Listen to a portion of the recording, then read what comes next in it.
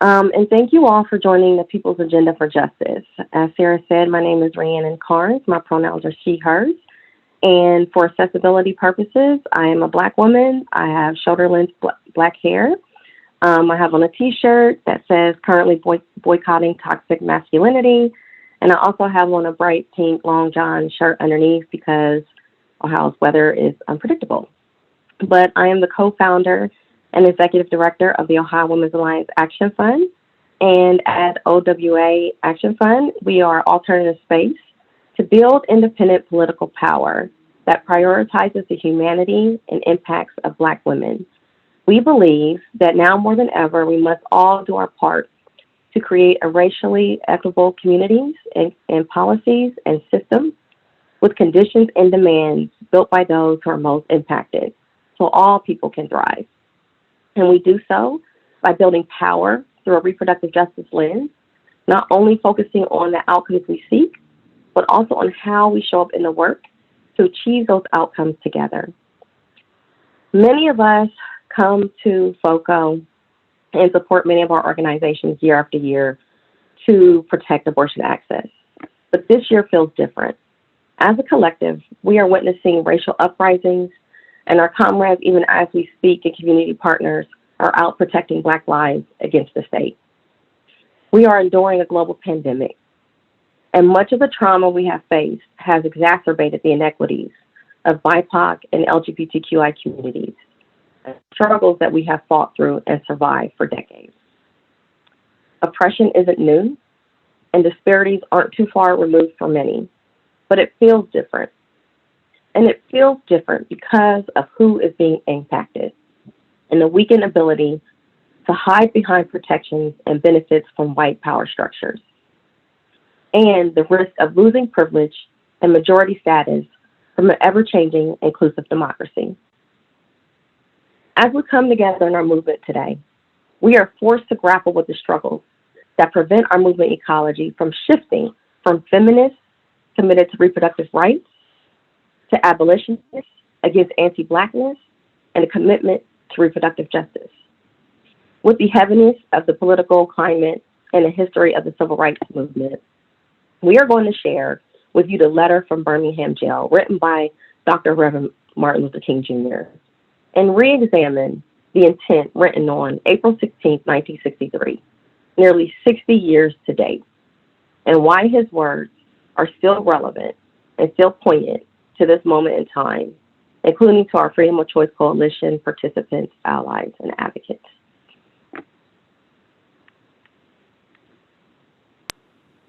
Hello, everyone. Hello, everyone. I'm Jasmine Henderson. I'm the Director of Policy and Social Impact for the Ohio Women's Action Fund. I use she, her pronouns, and I am wearing an orange sweater for it's Ohio weather. I'm wearing a long sleeve black shirt. I'm a Black woman, and my hair is in braids that are up in a half ponytail. Thank you so much, Rhiannon, for the intro, and thank you, Sarah, for the introduction to the introduction, and thank you, Elena, for the grounding. The grounding was the words I needed to hear before Rhiannon and I gave this speech today. So as Rhiannon mentioned, tomorrow will mark the 58th anniversary of Martin Luther King and his historic letters from Birmingham jail. He was imprisoned with many other organizers and activists for participating in a nonviolent direct action organized by the Alabama Christian Movement for Civil Rights to fight against Jim Crow segregation. This letter is in response to criticism written by white religious leaders that call Dr. Martin Luther King and others outside agitators, and to those who call the direct action unwise and untimely. With the first three paragraphs, he clearly stated why he was in Birmingham, Alabama, and that was because injustice lives there. And I too feel compelled to take the freedom or the gospel of freedom beyond my hometown, is what Dr. Martin Luther King said in a part of the letter. He also goes on to state, moreover, I am cognizant of the interrelatedness of all communities and states. I cannot sit by idly in Atlanta and be concerned about what happens in Birmingham. Injustice anywhere is a threat to justice everywhere. We are caught in an inescapable network of mutuality. tied to a single garment of destiny. Whatever affects one directly affects all indirectly. Never again can we afford to live with the narrow, provincial, outside agitator idea. Anyone who lives inside of the United States can never be considered an outsider. You deplore the demonstrations that are presently taking place in Alabama, but I am sorry to hear that your statement did not express a similar concern for the conditions that brought the demonstrations into being. I'm sure that each of you will want to go beyond the superficial social analyst who looks merely at the effects and does not grapple with the underlying causes. I would not hesitate to say that it is unfortunate that so-called demonstrations are taking place in Birmingham at this time, but I would say in a more empathetic terms that it is even more unfortunate that the white power structure of this city left the Negro community with no other alternative. The letter from Birmingham still resonates 58 years later because Dr. King called out the hypocrisy that still exists today.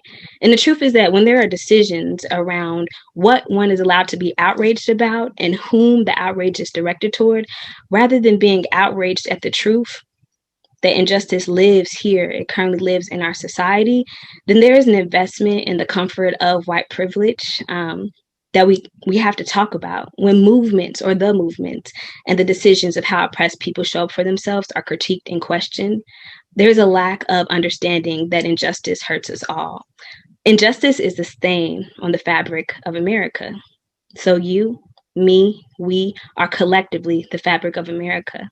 And I'm your citizen or I'm your sibling. So to watch me burn slowly to death while having access to water, then to say that my response to being burned makes you feel so uncomfortable, there is a disconnect at the visceral level that if I'm burning today, so might you next week. There is a danger when privilege is built upon the smoke and mirror of lies, that those things won't come to you. So if a Black woman can put her body on the line and create righteous friction while creating and answering justice, why is it so hard for our allies and our advocates to answer to complete and full divestment from white privilege?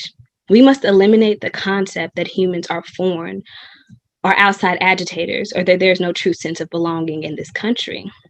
My story isn't much different than many other Black Americans. I'm a descendant of enslaved people. My family ran in the middle of the night to come to the North to literally evade death and pursue more opportunities. I'm trying to create and live in the American dream, which was an ideology that wasn't created for people that look like me.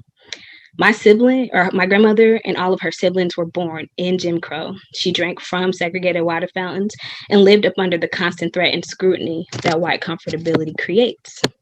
She lived with the fact that her body and her life were not hers to own, and that all her foremothers' bodies were also never theirs to own, at least not in this country.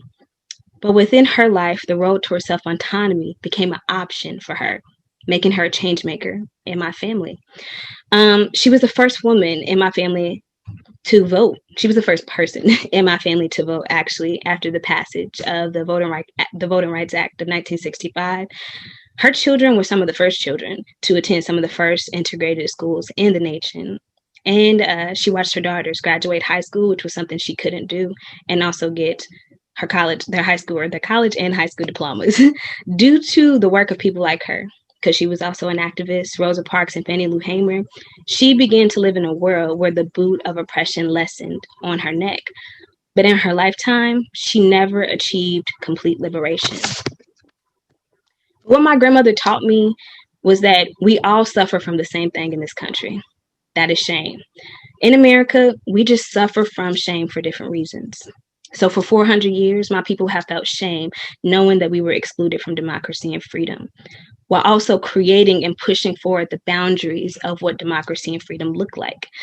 Since the inception of this country, white folks have been a witness to the degradation and dehumanization that white supremacy causes, at the very least. But I think it also goes on to state that what Dr. Martin Luther King talked about is that there tends to be a certain shame and complacency, and he actually said that in the letters to Birmingham. But also at the same time, there's this shame about the intentional infliction of abuse and pain to create a racialized caste system that one benefits from. So my shame came to me at the age of 4 years old. I was in my grandmother's office and I wasn't supposed to be in there. And she kept all the Jet and Ebony magazines. If you know what Ebony and Jet is or are, they are all Black publications. And my grandmother collected all the Jet and Ebony's back since the 1940s, as soon as she could get her hands on them. And I came across the 1955 Jet magazine, and I was going through it, and I could tell that it was very old, but I got to the picture of Emmett Till. And as I looked at the picture of Emmett Till, my grandmother walked into her office. And instead of being angry with me for being in her office without her permission, she simply asked, "Do you know what it means to be Black in America?"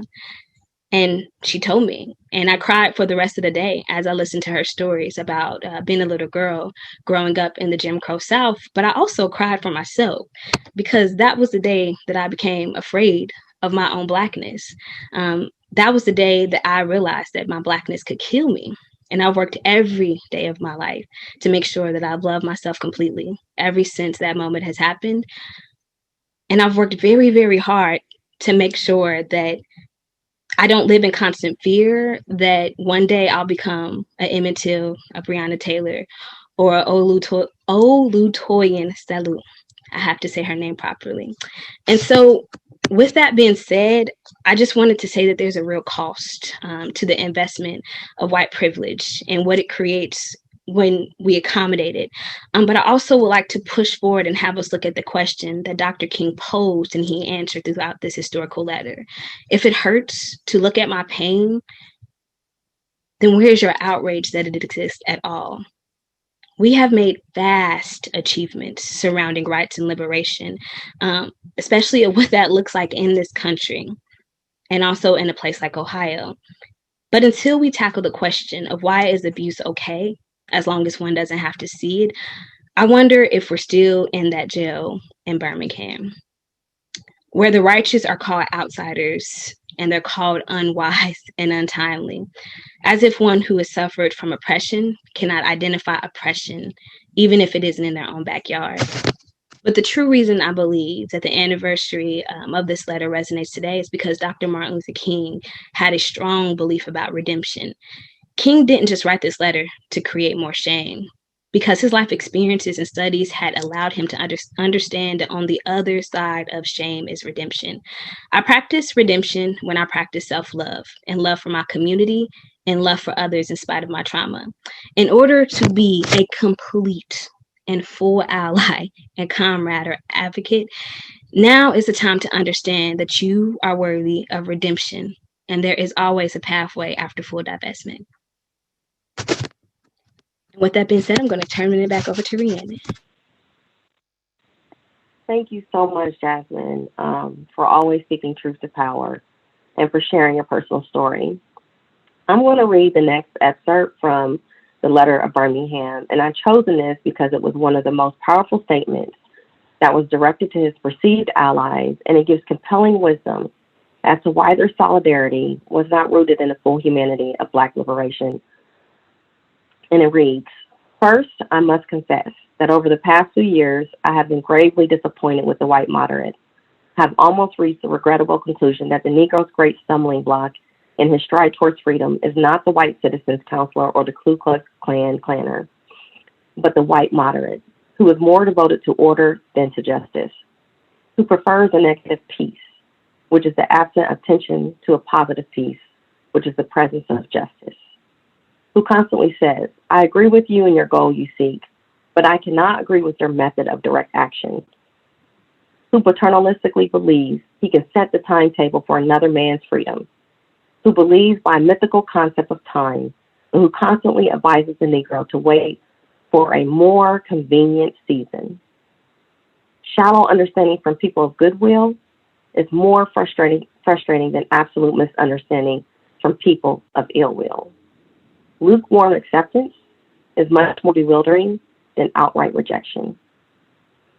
And just as Jasmine said earlier, 58 years to the day he drafted this letter. And we're still very struck by how Dr. King challenged and faced injustice. and how it relates to our movement today. As a Black woman leading a female-led organization fighting for reproductive justice, his words resonate because I am forced to confront the question of whether we have learned the lessons from the past. In this current movement of liberation, we are reckoning comfort levels at a time where we can't wait for people to feel comfortable in their fight for freedom. We are told it is unwise to say abolish the police. And we are told to wait. And now isn't the appropriate time to counter the church and their politicized anti-abortion attacks. In the words of Dr. Martin Luther King, justice too long delayed is justice denied. When we center the level of comfort in our fight for freedom of gender-oppressed people, rather than empowering our full humanity, we are taking ourselves back to 1963. So we want to answer today, what is justice? Who gets to participate? Jasmine and I are going to share a level of vulnerability and answer these questions of what it means to us. And then shortly after our keynote, you'll go into the next activity and you'll have the opportunity to express what justice looks like for you and your community. Jasmine, you shared such a level of vulnerability with your story and your journey to embracing who you are without the influence of societal shame and stigma. What has justice meant for you as a Black woman? Justice for me as a Black woman, and thank you, Rhiannon, first of all, for the setup and also talking about everything, like the crux of the letter. I just wanted to uplift that and say that. But for me, justice as a Black woman is honestly being able just to live in all of your identities. Like, for example, I'm a weird Black girl. I want to be a weird Black girl out in public. I don't want to be a strong Black girl. And, I don't want to have to set aside my feelings to show up for the movement. I don't want to have to incur harm. I want showing up for myself and showing up for people who come from marginalized and oppressed backgrounds. I want it to feel good and empowering all the time. I'm okay with hard. I'm okay with challenging, but I cannot be okay with destruction and degradation. And sometimes in the quest for justice, I feel like I've been erased and degraded. So that is what justice will look like for me without fear of retribution. How about you, Rhiannon? Justice for me is not to only show up, but to be able to prioritize who I am, my full self, in the fight for justice. I feel like too often, even in my own personal experiences, I've had to minimize who I am to be received. I've had to justify why issues matter to me and why those issues are necessary to protect my life. And even in the reproductive rights space, I don't feel that we do enough work across the justice spectrum. We definitely have made progress, and we've shifted past, choice to abortion access, but we have yet to move towards Black, Indigenous, people of color self-determination and power. And not only for us is the federal judiciary and the Ohio State House not in our favor, neither is the cultural competency of our neighbors. So when we say justice, it is not limited to law and order, but to have power over our own lives for the literal right to fight for our survival. It is not enough to provide access to services when we are denied the power to self-determine which services are essential and necessary for our communities, our families, and our bodies. Justice is not, for some, at the hands of creating injustice for others. And controlling justice is actually a form of colonization and appropriation. True justice for me is balanced and it's fair for all people. And what that looks like in our reproductive space is when abortion access is not prioritized over state violence. And the fight for reproductive freedom embraces all of our struggles. That's what justice means for me. Rhiannon, I'm actually quite literally shaking because that was powerful to hear what your concept and your idea of justice meant. Yeah, I'm speechless. And I guess now we need to talk about and answer what does or who gets to participate in justice? That's a question that we think that Dr. Martin Luther King was also trying to answer in the letters to Birmingham. So, Rhiannon, what do you think? Who gets to participate, or what do you think about who gets to participate on our journey for justice? The beautiful part about participating in justice is that everyone has the opportunity. The problem I think that we have often is how we show up in that struggle, in that fight for justice. There has been something about the level of discomfort for allies and advocates having to show up for reproductive justice. And I've experienced in my own personal experiences in the reproductive rights space, the elite strategy to hide behind the excuse of co-opting in order to protect the level of comfort and privilege to selectively choose who and what we're fighting for. And so, for example, we hear all the time, we want to center Black women and their knowledge and their expertise and trust Black women. And we call on them for their healing and community care in the reproductive justice space. What we don't hear enough is the calling for our strategy and executive decision making. There's a difference between feeling safe when it comes to using our labor for protection and healing, and feeling challenged when it comes to our experiences towards solutions for equitable change. And so we can no longer hide behind the fear of co-opting as a way to continue to extract our labor for self-interest and political gains. And so what I feel is that everyone gets to participate in justice, and everyone deserves autonomy and self-determination in how they show up. And so, Jasmine, who do you feel gets to participate in justice? Yes. I feel like who gets to participate in justice is everybody, even if you don't want to. Because we recognize, again, that we live in a system that is quite literally built to benefit a few versus every single solitary person who exists. And I think who gets to participate is a person who is willing to not only have a heart to be changed while on this journey and to know that it's going to be hard, but a person who is willing to put in elbow grease. That's who gets to participate. And sometimes it's scary, and sometimes you feel like you don't have a choice. And I feel like specifically when we have conversations around reproductive access or reproductive rights, I feel like you said, Rhiannon, the intentionality to leave out the other end of it means that we don't see the wholeness of the identity of why we're fighting. And if we miss the humanity and the full identities of people, then we miss the whole reason why we're fighting. And thus participation is also figuring out who you are, what's your lane, and working hard in that lane, but understanding that as we're on the quest of freedom, the road widens, right? So sometimes how the road begins, or our entry point where we started making inroads and change, won't always be where we end up. And I think that's quite literally the whole point.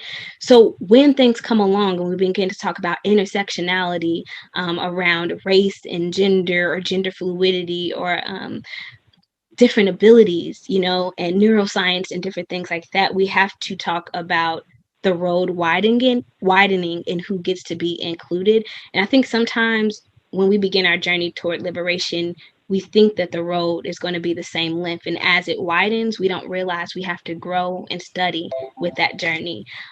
So that's who I think should participate in justice, is participating when it makes you feel uncomfortable, and even when you don't want to, and understanding that it's ever evolving.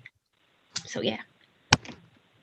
Thank you so much, Jasmine, for your beautiful words. And thank you all for listening to our personal experiences. What we would like to leave you with is the power in fighting for reproductive justice. We can no longer fight for repro and our fight for abortion access without saying justice. And we can no longer say justice without saying repro in our fight for gender equity. There has been a cognitive dissonance of what justice means for some and not all. Reproductive justice is freeing Black children's parents from the prison industrial complex and privatized prisons. Reproductive justice is the abolishment of the death penalty. Reproductive justice is the abolishment of the police. Reproductive justice is decarceration. Reproductive justice is surviving birth. Reproductive justice is equity during a pandemic. And reproductive justice is abortion access. We have no more time to wait for comfort. The right time is now to call reproductive justice by name. Thank you all so much.